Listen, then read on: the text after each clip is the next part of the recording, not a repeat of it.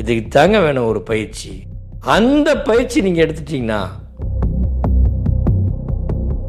நீங்கள் இறந்துட்டீங்கன்னு வச்சுக்க, செத்துட்டீங்கன்னு வச்சுக்கவே,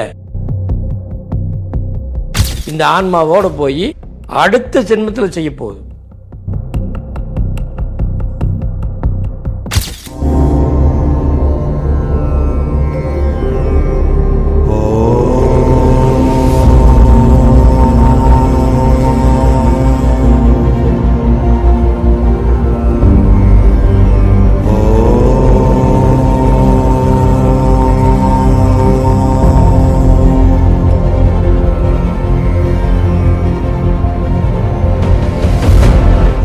நீங்கள் கோபப்படுறதுனால தான் உங்கள் உடலில் உஷ்ணம் அதிகமாகி மிகப்பெரிய உடல் நோயை உற்பத்தி ஆகுது.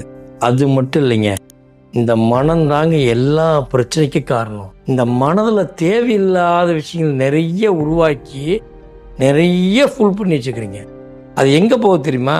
நீங்கள் இருக்கு வரைக்கும் இந்த மனம், நீங்கள் இறந்துட்டீங்கன்னு வச்சுக்க, செத்துட்டீங்கன்னு வச்சுக்கவே, அப்படி நடந்தால் நீங்கள் அந்த ஆன்மாவோ அழியாது. அந்த ஆன்மா அழியாது இருக்குன்னா இந்த மனம் அந்த ஆன்மாவோட சேர்ந்துடும்.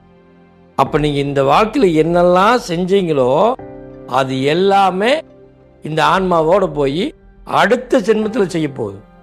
அப்போ படாத பாடுபடும். நீங்கள் என்னன்னே உங்களால் புரிஞ்சிக்க முடியாது. அடுத்து இந்த பிறவி எடுத்ததுனால இவ்வளோ கஷ்டப்படுறேனே, இவ்வளோ பாதிப்பாக இருக்கிறேனே, நான் என்ன பண்ணுறது அப்படின்னு நமக்குள்ளேயே பெரிய போராட்டமாக இருக்கும்.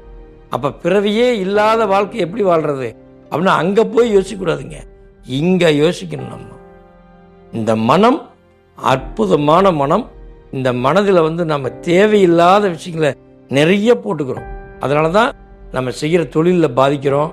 நம்மளுடைய பண வருவாய் குறையுது. நம்ம என்ன செய்யலாம்னு நினைக்கிறோம் அதை சாதிக்க முடியல. அப்போ ஒரு சக்ஸஸான ஒரு விஷயத்தை அடைய முடியல. அப்போ நான் மனமே இல்லாமல் வெறுமனமாக இருந்தால் நான் எப்படி குருஜி வெல்ல முடியும் அப்படின்னா, நீங்கள் இந்த மனசில் இருக்கக்கூடிய தூசுகளை அத்தனை வெளியேற்றிட்டோம்னு வச்சுக்குவேன், அற்புதமான விஷயத்தை நீங்களே புரிஞ்சுக்கிட்டு வச்சுக்குவீங்க. அப்போ உங்களுக்குள்ள அந்த தொழில் எப்படி கொண்டு போகணுங்கிற ஒரு நாணம் பிறந்துடும். அந்த நாணத்தினால தான் நீங்கள் மிகப்பெரிய ஆளாயிருவீங்க.